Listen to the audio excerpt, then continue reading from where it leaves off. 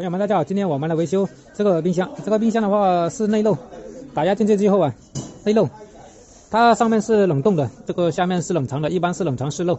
我们现在就给它开背，开背的话就从这里割开，这个不是铁皮的，铁皮的话要撬开，这个的话把它割开然后呢找漏点。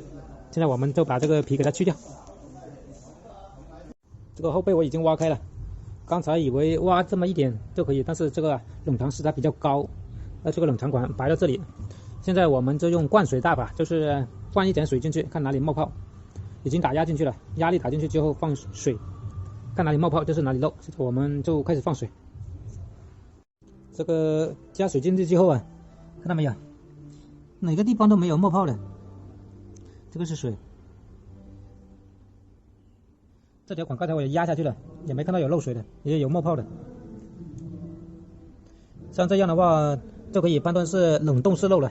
这种如果是冷冻室漏的话，那就麻烦了，那就维修不了的，挖不了，它就被它管了，盘在里面一圈一圈的，开背这个背没有搞不了的。如果是冷藏室的话还可以，但是冷冻室就搞不了了。